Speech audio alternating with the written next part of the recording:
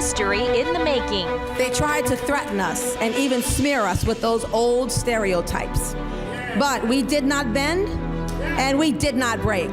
For the first time in 300 years, a woman will be mayor of New Orleans. I'm standing up for everybody in our city and that we all can win. And that's what we need. We all need to win in our city. But who will break the glass ceiling? A special election night edition of WDSU News at 6 starts now. Live, local, late breaking. This is WDSU News at 6.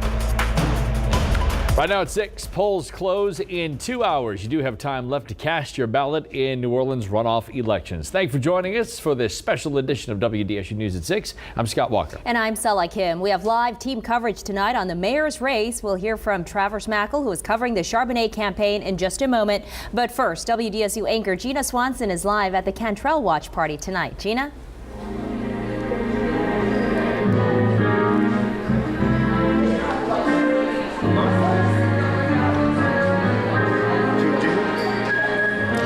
No days off for LaToya Cantrell in this election cycle. Certainly today was no different. She got up this morning, went to vote at McMain High School, and then it was off to do what she's been doing for the past several months, meeting more people, shaking more hands, trying to get her message out and get people to turn out to the polls. We actually talked to Cantrell's campaign workers today. Officials tell us that she certainly is feeling excited going into the day. They say that she's been, quote, running and gunning, full speed ahead into tonight when the polls close. They tell us that her social media accounts have seen a flurry of activity. They've taken that as a sign as what they call the building momentum behind LaToya Cantrell. But no matter who comes out on top tonight, the fact of the matter is history will be made. Tomorrow will be a new day in New Orleans, and the gravity of this moment is not lost on LaToya Cantrell.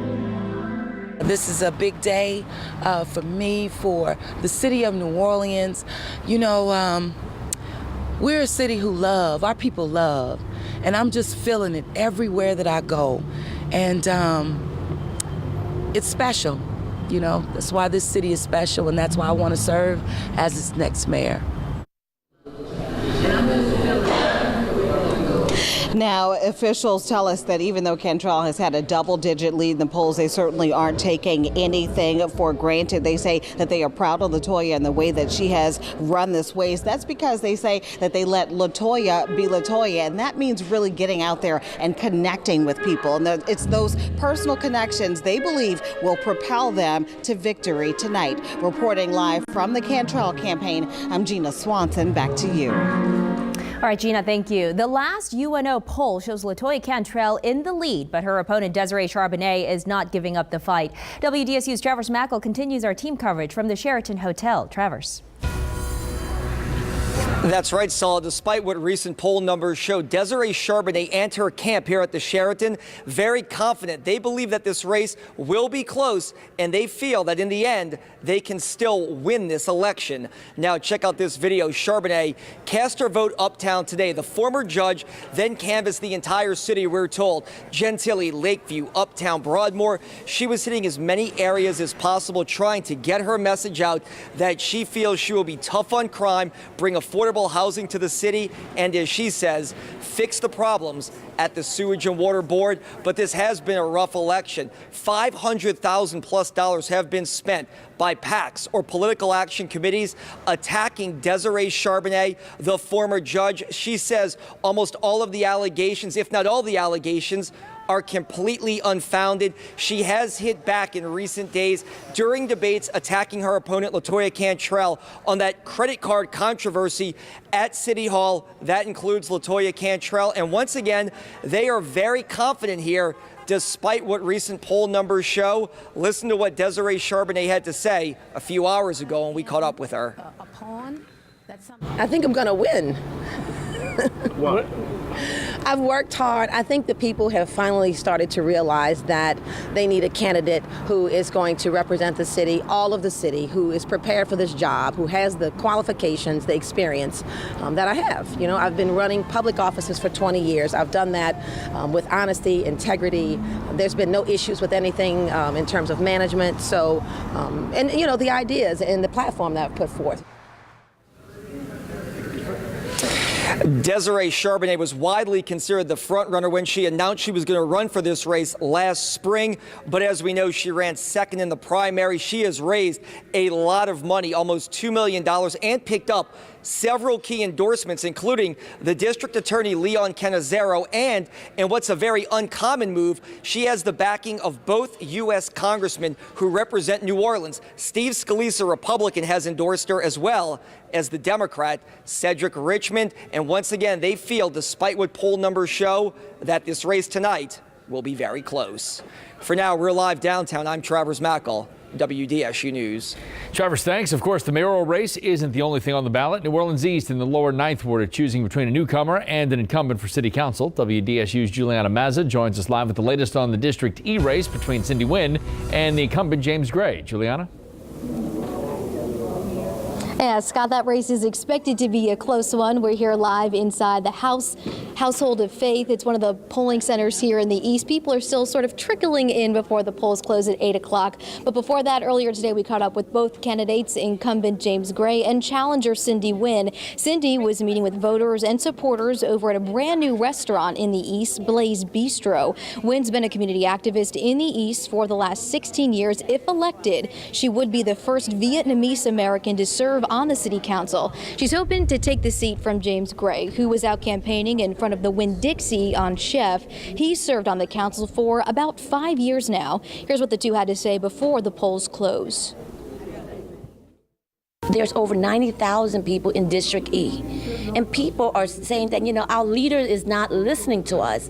That's why we have blight properties everywhere you go in District E, and that shouldn't be the case. We're now 12 years after Katrina. I joined them in not being happy about where we are, but I asked them to look at where we were 4 years ago, look at the progress we've made, and we will continue to make progress and make a lot more. Now, back in October, with a pool of 5 candidates, Gray took home 38% of the vote compared to Wynn's 26%. And of course, once those polls close, we'll bring you the numbers here as soon as we have them. Juliana Mazza, WDSU News. Juliana, thanks. The Secretary of State's office says Orleans Parish is expected to have more voters turn out to cast ballots than any other parish in the state. The office says that's because of the hotly contested mayor's race coupled with the city council races. Chief Election Officer Arthur Morrell says the New Orleans East area could also see a boost because of campaigning for the city council District E seat. Our crew spent the day at several polling locations. One of those locations was in Gentilly, where they saw a steady flow of people today. The Louisiana Secretary of State office says New Orleans could end up impacting about 30% of the turnout based on historical data. Right now, Orleans Parish is looking pretty good. It's a little above where we were during the primary. And to have that many in a general election, it's a pretty good indication that we're going to have a decent turnout.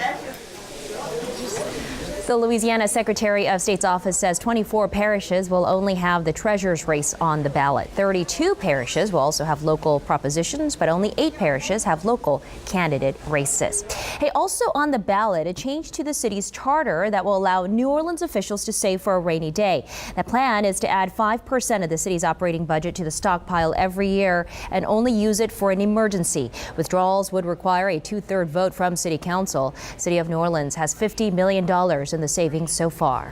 In Jefferson Parish, voters are being asked to consider a pay raise for public school teachers and staff. Right now, the starting pay for a teacher with no experience is under $41,000 annually. That rate is the lowest in the region. The school board is proposing a 10-year, $8.45 million property tax to increase to provide pay raises for teachers and district employees. If approved, teachers would receive an increase of $4,000 annually.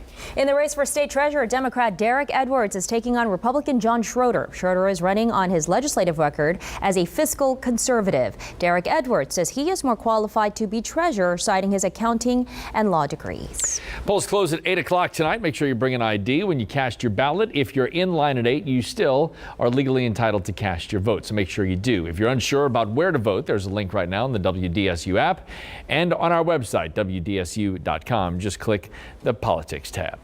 The weather has been fantastic today on this election day. I don't know, some clouds out there, so I don't know if it's quite to the fantastic level, but it wasn't bad. Chief Meteorologist Margaret Orr is here now with your forecast. And get ready, big changes about to take place. So today was warm. We had high temperatures in the low 80s, but we've got a cold front blowing through tonight. Much cooler weather for tomorrow. So here is a look at what's happening. Can you see them? A few showers, and get ready. The wind is going to blow. Small craft advisories for area lakes right along the coast. Then by the coastal areas, gale warnings in effect for tonight at midnight, a wind advisory to the west. So if you haven't voted yet, you'll notice few little sprinkles beginning to move in. It's not much, just very light rain. Then we can go to the north. Here are a few showers moving into Washington Parish, but this is the cold front that's moving to the southeast. It's warm now, 76 degrees. The wind out of the southwest. Keep in mind the average high is 71 degrees. Then we can look at our temperatures in the low to the mid 70s. Going into the evening, look at the big drop. 71 at 9 o'clock, 64 at 11. That's for the South Shore. And on the North Shore, 67 at 9 o'clock, 61 at 11. That's the cold front moving through. In a moment, how much colder it's going to be tomorrow coming up. All right, Margaret, thank you. With Republicans clinging to a small majority in the Senate, all eyes are on the Alabama Senate election. There are 24 days to go as questions continue to surface for the GOP nominee. Chris Pallone has the latest developments.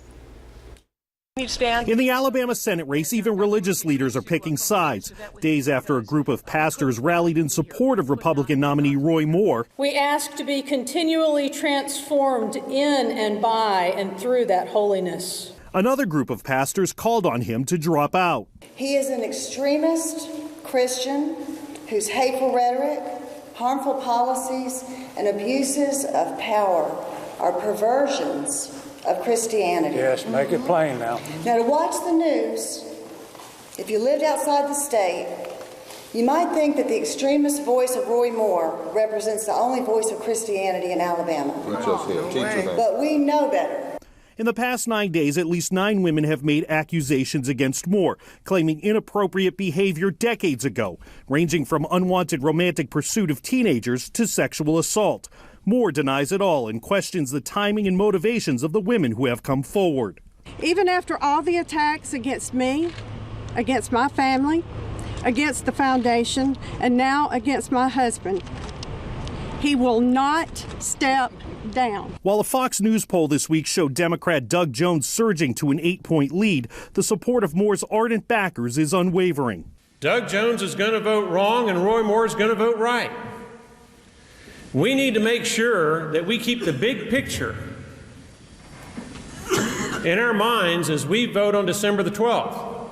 And the big picture is who's going to do the right things in Washington, D.C. for our country and who's going to do the wrong things.